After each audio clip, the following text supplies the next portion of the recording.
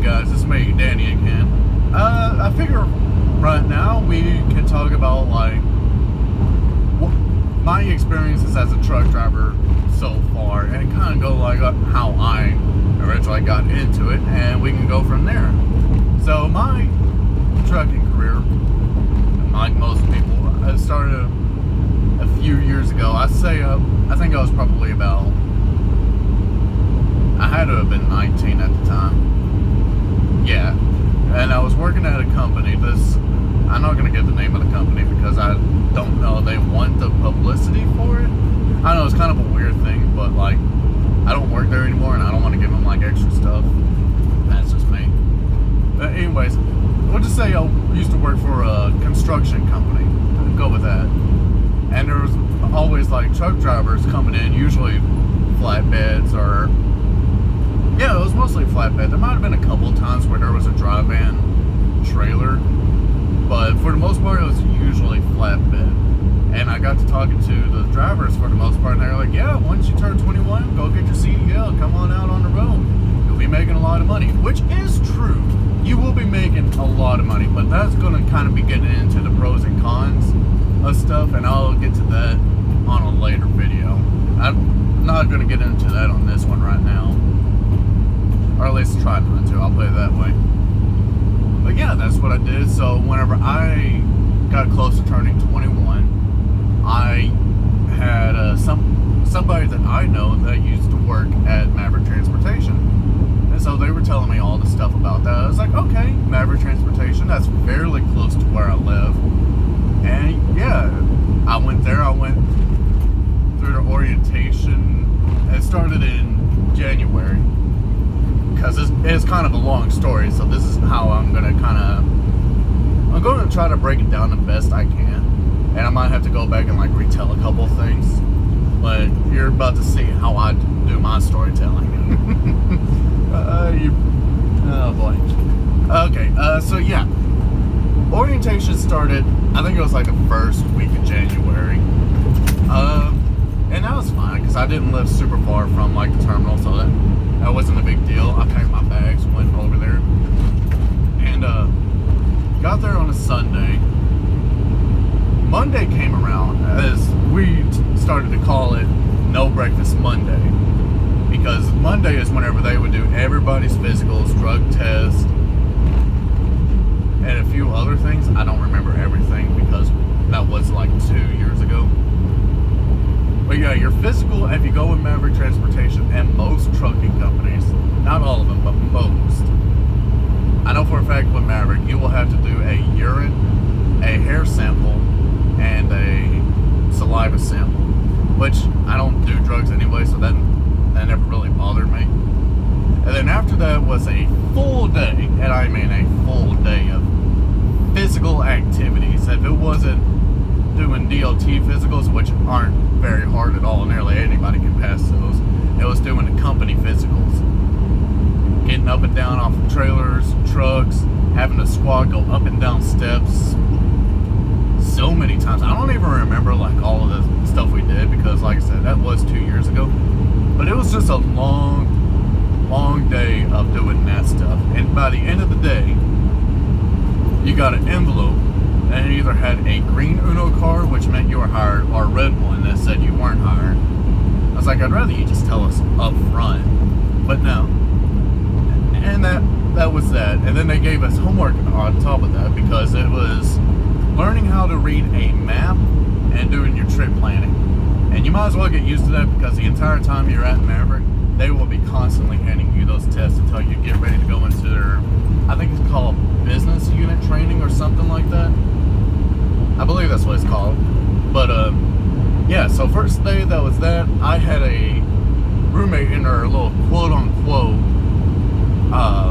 hotel, which was really just kind of like a small apartment complex that they had on the property. And so the first night I was there, had an older gentleman as a roommate. He was pretty cool. And it was time for us to go to bed, which they didn't have a curfew really set in place. You can stay up as long as you want. But I think like orientation started at 6 something in the morning, so no point staying up super late. So I went to the little bathroom that they had in there because it was just a small room with like 2 beds, a sink, a small fridge, a desk, and a shower. And obviously I told it was in the shower, but I feel like I should clarify that. So yeah, I went in there to the bathroom, got changed, all that good stuff. I come back out, and this old dude, he is sitting in the bed in his little whitey tighties. And I was like, oh my god, this isn't gonna work. But I didn't say anything the first night because I was like, well, here's the thing, and this is kind of bad saying it, he was fairly old, and I didn't think he would fit or really pass the physical. I was right, but still, it was kind of bad. And I'll be completely honest, I was a little glad about it because I didn't really want to sit there every night. By the way, I was at Maverick for like a month before I even really got into a truck by myself, but I'll get to that eventually. But yeah, no, I didn't want to sit there for however long with this older guy in his little whitey tighties in the bed over there. He didn't make it the first night, or after the physical, they sent him home. I was like, okay, that's kind of sad, but at the same time, I'm grateful for it. It wasn't that big of a deal. And then the rest of the week came. And the rest of the week, I will just go ahead and say this. You're going to be sitting in class, watching videos, taking tests. It is going to feel like the longest week of your life. And quite frankly, it really is, because it's just so much information that they throw it at you. And I will say this, all the tests that we took were open book. So, I mean, it wasn't... Thankfully, the tests were open book, because if they were closed book, I don't think anybody would have really passed, I'll be honest. Because it was so boring. I had so much trouble, and I learned now that I wasn't the only one having trouble, because it was me and a small other group of guys. We were going to one of the driving academies nearby to get our CDLs, and the place we went was fine. It was nothing special. We were there for about, I feel like 3 weeks. Yeah, it was 3 weeks. I should have clarified. I was over at Maverick for well over a month. I think it might have been 2 months before I got into a truck by myself. But I had kind of done a little retcon on that. But yeah, we went to the diesel driving school. Well, I said the actual name of the school, but like, I don't know, it's not that big of a deal. But yeah, went there for about 3, maybe 4 weeks. And the thing with Maverick that I neglected to say until this point, because it was kind of intentional, they give you a little packlet or a little packet, so you can have, at the time, it was 3 tries to pass everything to get your CDL. If you didn't pass, you had to owe them back $4,200 right out the gate. Like, they didn't give you hardly any time. You had to pay them back. And now, I've learned this recently. Now, if you want to do it, it's like, I think it's $6,600 that they want right out of the gate if you fail everything. I don't know if you still get 3 tries or not. I don't know that. So if anybody who's going to Maverick or has been through their training, a little training scenario or classes, I'll put it that way. If you know what it is now, hit me up with that, because I'm very curious. But sorry about that, had a burp. But yeah, no, it was mostly that. Very stressful, because nobody has an extra $4,200 just lying around. If you do, you're probably not trucking. You're probably like a very successful businessman or woman. But yeah, no, it was that very stressful. I actually nearly failed my stuff because I screwed up on the bagging tests whenever it came time for us to do like our driving tests and stuff like that. Because our driving, the guy who was taking the test with us, or our tester or instructor, or whatever you want to call him. We had to do 3 backing maneuvers. The straight back, the, shit, I forgot what the other one was called because I don't really use it that often. But straight back, pretty obvious. You just gotta go straight back. The other maneuver, you kind of cock the trailer at like a 45-degree angle to the left, and then you straighten it out. I don't remember what it's called. I'm sure I will as soon as the video's done. And then the final maneuver, which is honestly the most common thing you will do in trucking, is a 90-degree angle. That's the one I screwed up on because it was a point-based system. I was down to my final point. I wasn't able to get out anymore because if I got out, it would have been over. Because I got out once just to see how far back I could go. But once I got into the final little like hole, I honked my horn and I was good to go. And I was, oh my god, that was the most relieved I've ever been. And then after that was the road test, which the road test is probably the easiest thing to do. We did ours in Pine Bluff, I believe. Yeah, that was Pine Bluff, Arkansas. So, and that area is kind of tight, which was a really good like place to do our test. But yeah, no, everything else on the test or the driving part, I did fine. That wasn't a big deal. Nearly screwed up all of that on like the backing test. Sorry, and yeah, that was it. During that time, we had 4 or 5 guys that were going through it at the same time, but we all got relatively close. Nearly every single one of us is still trucking except for one guy. He took his I get my words out in a minute, newly-wedded wife on the road with him, and now he is at home raising, I don't know if he has a boy or a girl. I haven't talked to him in a long time because I don't have his number. I'm not going to say it was intentional, I just never got a chance to get it. But yeah, no, he's at home now being a good father. At least I hope so, I don't know. But yeah, everybody else is still trucking. There's one guy who still technically works at Maverick, and I give props to him. I stayed with Maverick for 14 months. But I'll get to that in a minute because I just realized I was about to skip my trainers. They gave me 2 trainers because I technically applied for the reefer division. So that's what I went for. I first went out with my OTR trainer. He was a flatbed guy. It kind of sucked because I wasn't technically able to help him.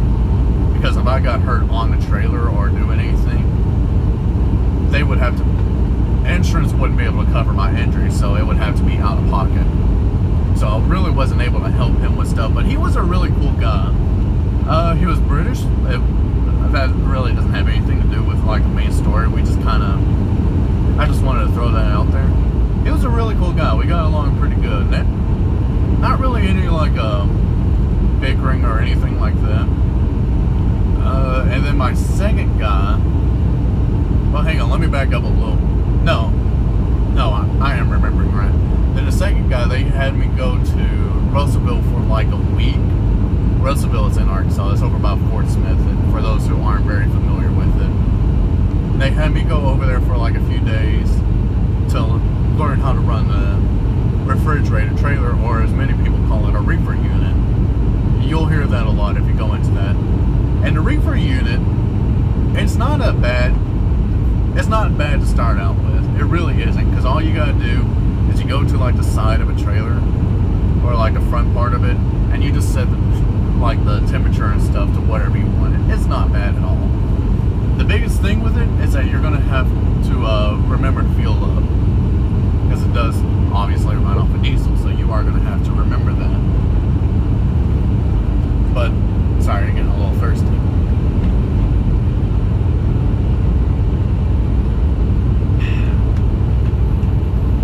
Hey, Cup. That might have been poorly timed. I didn't see the cop. Nah, we're good. Okay, right, so after all that, at this point it has been a month and a half, if not closer to 2 months. 2 months by this point in time. And so after all that, we went back to Maverick, stayed in the hotel room, and had to do another like week. Not necessarily an orientation, but like the first couple of days were orientation. We didn't have to do the physicals because there wasn't no need for us. We already got hired. We didn't have to retake it. And so after all that, a couple of days of orientation, at that point I had already forgotten how boring orientation was. I thought it was boring the first time. The second time, oh my god, that was miserable. And then we started our business unit training. For the reefer guys, it was just me and one other guy. We were doing that. We were doing that for about, I think we had business unit training for about 2 days, maybe 3. If you were going to flatbed, you would have to stay there another week. They also do glass there. I think you had to stay at Maverick for a week for business unit training, and then you had to go somewhere else to finish out like the training. I'm not entirely sure on that. I think that's what happened. But for the most part, it was 2 guys, me and one other guy doing reefer, 2 other guys doing flatbed, and then 1 guy doing glass division. I still talk to him sometimes, not super often, but sometimes. And that is pretty much the entirety of that. Then went home for a week. By God, that was the best week at home I've had in a while. Well, there's one other time, but I'll get to that here in a little bit. And then we got back, I started on the road. And it was good for the first 6 months. And that's whenever I had like my first dispatcher, or as they called it there, the fleet manager. Because you get like a trainee fleet manager for a little bit. Not necessarily like he was training, but like he was helping you kind of like learn the ropes and stuff like that. So I had him for 6 months, and then they swapped me over to another guy. I had him for about a month, maybe month and a half. And at this point, everything's going good. Then they swapped me over to my 3rd fleet manager. And I don't blame him for what was happening, because at this point it started getting pretty often.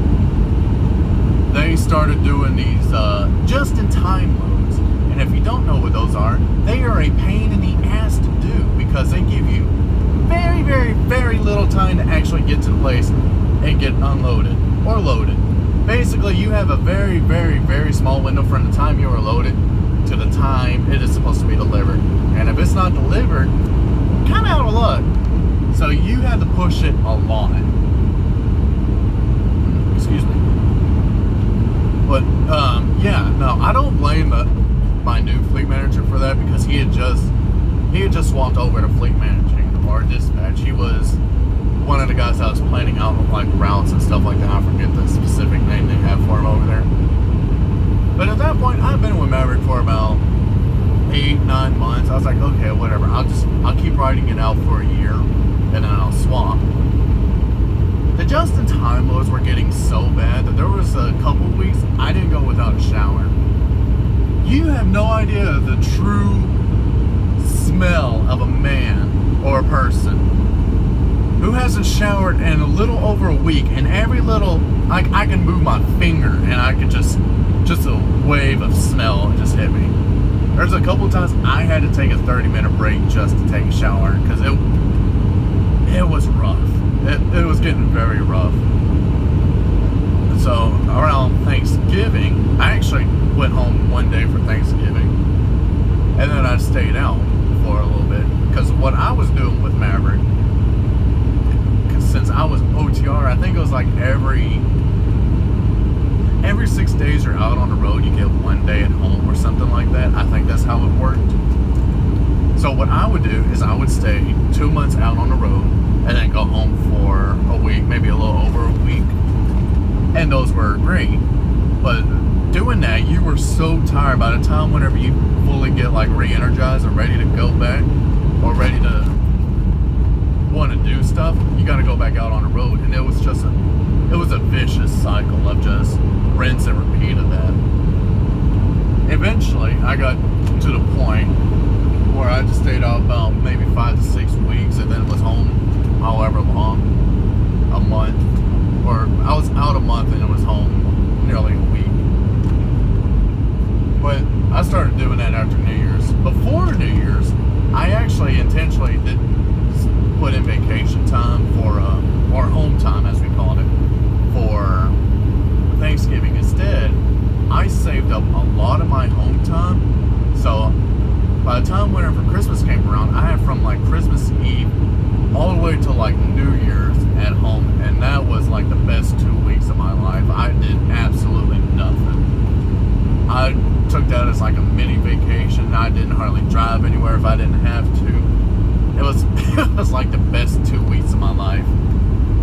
And then after that, like I said, I started staying out about months and then coming home a lot more frequently, which helped out a lot. But those just-in-time loads were just getting out of hand to the point where it was getting really unhealthy for me. I wasn't able to really sleep, able to really bathe. I wasn't able to properly do laundry. It was a mess.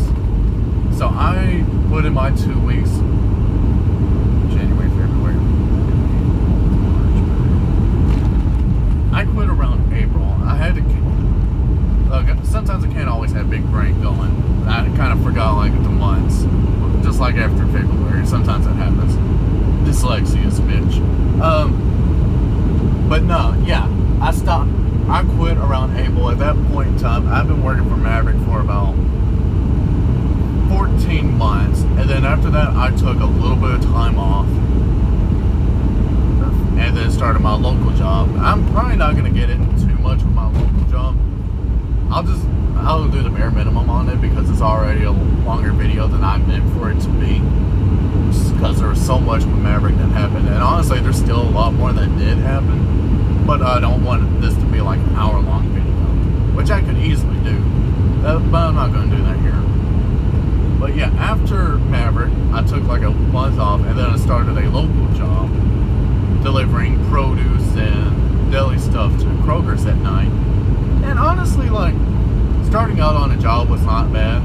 There was a couple of red flags, and one of the funnier ones was whenever one of the managers, or yeah, I guess you can call him a manager at the time, he was like, look, if I were you, I would keep looking for another job because management sucks here.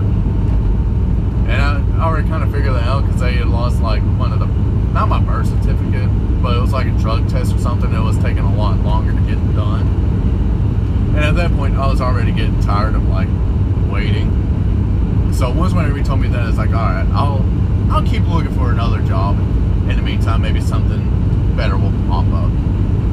I stayed with that job until December. Because the first little bit, yeah, it was doing fine. And then about halfway through, we started losing people again. Some people calling off, and it was a mess. Because we had 3 routes. One that would go from Hot Springs, Batesville, and Russellville, the place I mentioned earlier. We had those 3 routes. Well, somebody over at Kroger had the brilliant idea of taking one of the trucks down and combining one of the routes with the other. So normally we would have 3 people run the routes, fairly easy. The busiest time would be like the weekends. Obviously, that's whenever people buy more stuff. Whoever's brilliant idea it was to combine all of them, I'm not going to say it, but needless to say, we were all mad. We were all exhausted. There were times whenever we weren't able to get a full 10-hour break in because what we got started whenever the product got there, which sometimes might have been 10, 11, 12. A couple times it was like 1 or 2 o'clock, and we were supposed to have everything done before like 9 to 9:30, which was really hard to do whenever they started combining routes. And we were getting blamed for it. We were like, look, there's nothing we can do about it. If you want us to deliver on time, make sure the trucks get here earlier, because at that point we were finishing up probably about 11 or 12 o'clock in the morning, or in the afternoon, I'll put it that way. And it was just getting rough because we started, like I said, at night, work until it's done. I stayed with that job longer than I should have because it was local and I wasn't ready to go back out on the job or out on the road. once whenever I quit around, actually I didn't quit, I got fired because of some stupid reason. Most of the trucking companies have little cameras up in the top corner, so that way if, say you swerve into another lane or it had to slam on your brakes real hard, it can take a picture or like a small recording that's like 13 seconds or something of what's in front of you and what's happening in the driver's seat, so that way they can see. Well, one of the brilliant people up in West Memphis called me. I have to look away to kind of see what it is, to see if it's important, because I didn't have a phone like holder like I do now. And so it took a picture of me, and they're like, okay, yeah, look, we got you on your phone, you're fired. I was like, oh, well, that's a bunch of bullshit, but I didn't press it because I was like, honestly, I was kind of glad to get out of there. So then after that, I went to Epps Transport. And honestly, like, Epps is not a bad company. I was in orientation for about 3 days, 2 to 3 days, something like that. And I got my truck and I ran the Midwest region, which apparently consisted mostly of Texas, Oklahoma, Arkansas, Louisiana, Mississippi, and Missouri. And I was fine with that, because honestly, I got tired of doing OTR. I realize now I probably should have specified OTR stands for over the road. I kind of feel like that might have been obvious for some, but sometimes you just don't know. And you know what? That's fine. This is what this is. This is kind of educational, personal opinions, and stuff like that. But, crap, I lost my train of thought. Right, sorry. I was doing Midwest Regional.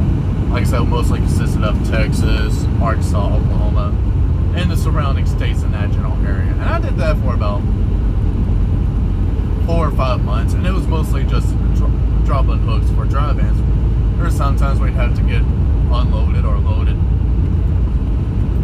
and that wasn't bad. It usually didn't take very long, over an hour,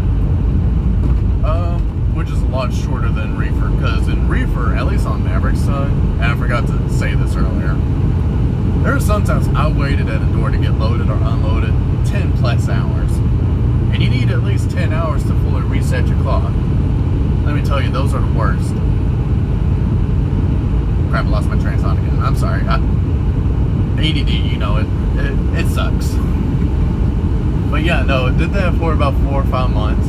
Honestly, it was not a bad company. If they would have paid me a lot more, because I'll be honest, I wasn't hardly making anything. I was struggling to have money. If I was making more money, I probably would still be there. And then the next company I went to, which is the one I'm currently with right now, is Creek Carrier, and I've been with them for about a few weeks. I don't think it's been fully a month yet. And as it stands right now, I actually really like Creek. I'm able to go out a little bit further. I'm still in like the Midwest region, but this includes all like Texas, Oklahoma, Arkansas, Missouri, Louisiana, a little bit of Ohio, and maybe some of the other ones more out west. I'm not entirely sure.